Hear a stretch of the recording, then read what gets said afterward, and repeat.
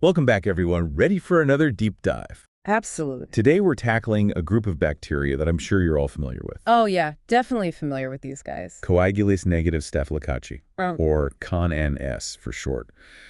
But we're going beyond just the basics here. Really getting into the nitty-gritty. Exactly. Yeah. And to guide us, we're using Principles and Practice of Clinical Bacteriology, 2nd edition, by Gillespie and Hawkey. Great resource. So for all you medical microbiologists out there, this deep dive is for you. Yeah, we're focusing on the stuff that really matters in the lab and in the clinic. CONNS, they used to be considered pretty harmless, right? Yeah, pretty much thought of as just skin inhabitants. But not anymore. Oh, definitely not.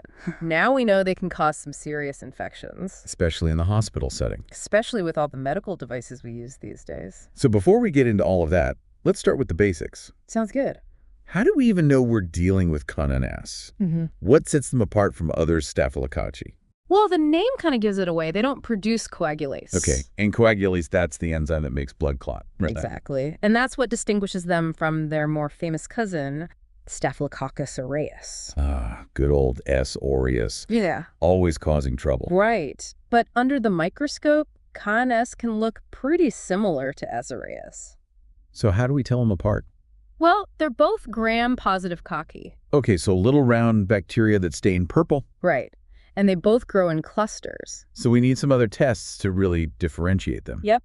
And they're both catalase positive too. Which means? They can break down hydrogen peroxide, you know, that stuff you use to clean cuts? Yep, bubbles up. Exactly. So we have to dig a little deeper to be sure. So it's not always a quick and easy ID. No, it can be tricky. And to make things even more interesting, we're not dealing with just one type of CONS. Oh, there's more. Oh, yeah. There are over 30 different species. Wow, that's a lot. And about half of them are associated with humans.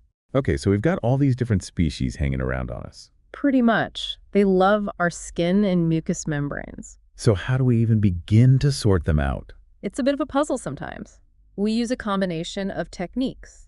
Like what? Well, we look at the colonies, see how they grow on different agar plates. Different colors, shapes, that sort of thing. Exactly. And then we do some biochemical tests. To see what kind of sugars they ferment, what enzymes they produce. You got it. And for the really tough ones, we might even use DNA analysis. So you're like bacterial detectives. You could say that.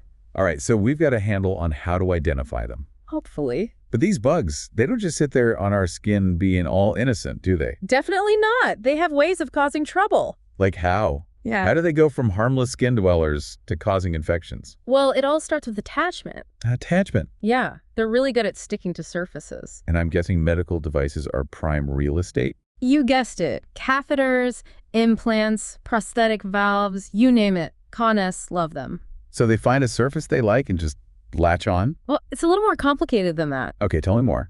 It's partly due to their hydrophobicity. Hydrophobicity. It means they repel water. They're kind of like tiny little magnets attracted to surfaces. Okay, but our bodies aren't exactly dry surfaces. We're covered in fluids. Right, so they have another trick up their sleeve. Let me guess, something slimy. You're getting warmer. They use host proteins like collagen and fibronectin. And those proteins are? Everywhere. They're part of our connective tissues, our blood vessels, even our skin. So they use our own proteins to help them stick around. Exactly. Sneaky, aren't they? Clever little buggers. So they attach, then what? Well, then comes the really interesting part. I'm intrigued. Tell me more. They start building biofilms. Biofilms, I've heard of those. Aren't those like bacterial cities? That's a good way to think about it. They're communities of bacteria, all living together in a protective matrix. And that matrix, it's made of? Slime. Basically, yeah, it's a mixture of sugars, proteins, DNA, all sorts of stuff. And that slime, it protects them, right? Exactly. It's like a fortress that shields them from our immune system. And from antibiotics, too, I bet. You bet. It makes treating these infections a real challenge. So we've got these sticky bacteria building fortresses on medical devices. What else can they do? Well, they're also pretty good at stealing. Stealing? What do they steal? Iron. Iron. Why iron? Iron is essential for bacterial growth. They need it to survive. So they're like little iron pirates. Exactly. And they've developed some pretty clever ways to steal it from us. Like what?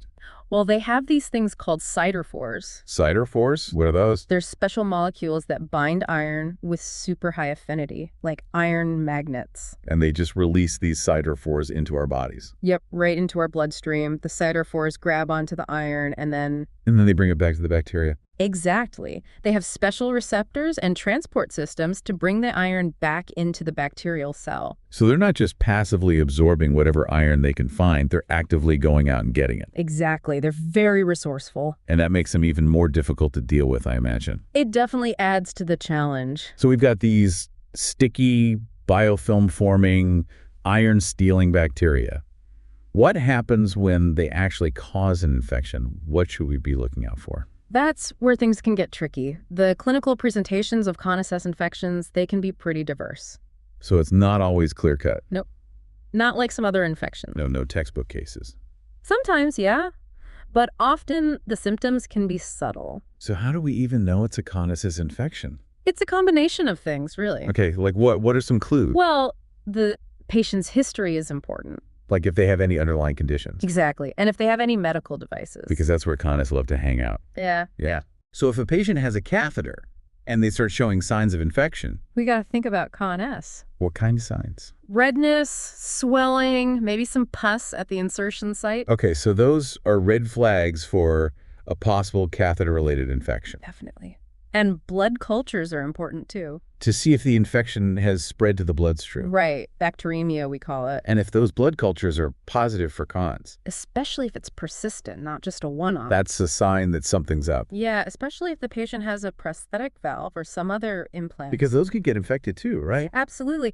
Coagulase love to form biofilms on those surfaces, and those infections can be really tough to treat. So we need to be on the lookout for signs of infection around any implants. Exactly. Now, I know Coagulase infections can affect pretty much any part of the body, but are there any specific sites that we should be particularly aware of? Yeah, definitely. Like what? Well, we've talked about catheter-related infections and prosthetic valves, but they can also cause infections in the central nervous system. Oh, wow. So like meningitis? Not always. They can infect CSF shunts. CSF shunts. Yeah, those are devices that help drain fluid from the brain. So patients who've had brain surgery or who have hydrocephalus. Exactly. Those patients are at risk. And those infections, they can be pretty serious. That's right? right, serious. So we need to be extra vigilant in those cases. Absolutely. What about other sites? What else should we be on the lookout for? Well, Coagulase can also cause infections in the urinary tract. Really? I thought those were usually caused by E. coli or other gram-negative. They are, mostly. But there's one species of Coagulase that really loves the urinary tract. Which one is that? Staphylococcus saprophyticus. Saprophyticus. Okay, I'll have to remember that one. And what about infections in soft tissues or wounds? Yeah, they can definitely cause those too. Especially in deep wounds or wounds that involve implants. So like a surgical site infection after a hip replacement. I can see how those would be tough to treat. So many places for those biofilms to hide. Exactly. Okay, so we've got a good sense of the clinical presentations. But how do we know for sure that we're dealing with a true Coagulase infection? Yeah. I mean, these bugs are everywhere, right? On our skin, in the environment. That's the million-dollar question, isn't it? It is. It's one of the biggest challenges we face in the lab. Trying to distinguish between a real infection and contamination. Right. Because finding Coagulase in a sample doesn't necessarily mean they're causing the problem. Exactly. We have to look at the whole picture. The clinical presentation, the site of the infection, the number of isolates. Exactly. And the source of the sample too, right? Like a blood culture is going to be taken a lot more seriously than a swab from the skin. Right. We have to be really careful with our interpretation. So it's a bit of a balancing act. It is. We don't want to overreact to every little finding. Yeah. We also don't want to miss a real infection. Exactly. So how do we walk that tightrope? Well, there are a few things that can help us make the call. Okay, like what? Well, first of all, we have to make sure we're using proper sterile technique when we're collecting samples. To minimize the risk of contamination. Exactly. And then when we get the sample in the lab, we have to look at it carefully. What are you looking for? Well, we're looking for signs of inflammation, like pus, redness, swelling. Okay, so that suggests an active infection rather than just colonization. Right. And we're also looking at the number of organisms present. A high number would suggest a true infection. Right. And what about the type of organism? I mean, some species of Coagulase are more likely to cause infections than others, right? Absolutely. We talked about S. saprophyticus and its love for the urinary tract. Right. And S. epidermidis is a common cause of catheter-related infections. So if we find one of those species in a relevant site, that's a pretty good indicator of an infection. It is. But even then, we still need to consider all the other factors. The patient's history, the clinical presentation, the whole 9 yards. You got it. Okay, so we've identified a potential Coagulase infection. What's next? How do we figure out how to treat it? Well, that's where antibiotic susceptibility testing comes in. Antibiotic susceptibility testing. Yeah. So we're figuring out which drugs will actually kill those Coagulase. Exactly.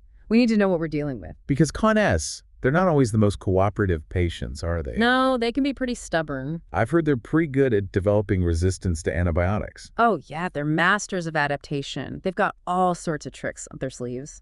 Like what? Well, they can modify their cell walls. To keep the antibiotics out. Exactly, and they can produce enzymes that break down antibiotics. Clever little buggers. They can even pump the antibiotics right back out of the cell. So they're like tiny little fortresses, armed and dangerous. Pretty much. And they can share those resistance genes with each other, too. Oh, great. So one resistant strain can quickly spread those genes to others. Yep, that's a real problem. So antibiotic susceptibility testing, that's essential for guiding treatment. Absolutely. We need to make sure we're hitting them with something that will actually work. Exactly. So how does that testing work? Well, we use a few different methods. Like what? One common method is disc diffusion. Okay, the Kirby-Bauer test, I've seen those places. Yep. We put little discs containing different antibiotics on a plate of bacteria, and then we see how wide the bacteria grow around the discs. So if the bacteria are susceptible to the antibiotic, they won't grow near the disc. Right. You'll see a clear zone around the disc called a zone of inhibition. And the bigger the zone, the more susceptible the bacteria are. And if they're resistant? They'll just grow right up to the edge of the disc. So no zone of inhibition. Right. Okay, so that's disc diffusion. What other methods are there? Well, another common method is broth microdilution. What's that? It's a bit more quantitative. How so? We basically grow the bacteria in little wells, each containing a different concentration of antibiotic. And you see what concentration inhibits growth. Exactly. That gives us the minimum inhibitory concentration, or MIC. The MIC. And that tells us? The lowest concentration of antibiotic needed to stop the bacteria from growing. Okay, that makes sense.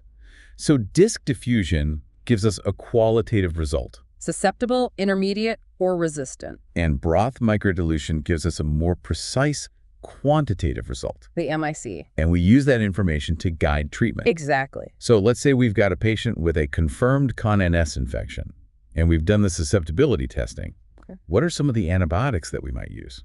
Well, it depends on a lot of factors. Like what? The species of Coagulase, the site of the infection, the severity of the infection, and of course the resistance profile. Right. But in general, we have a few go-to options. Okay, what are those? Well, for uncomplicated UTIs caused by S. saprophyticus, we might use trimethoprim sulfamethoxazole. Bactrim, right. Yeah.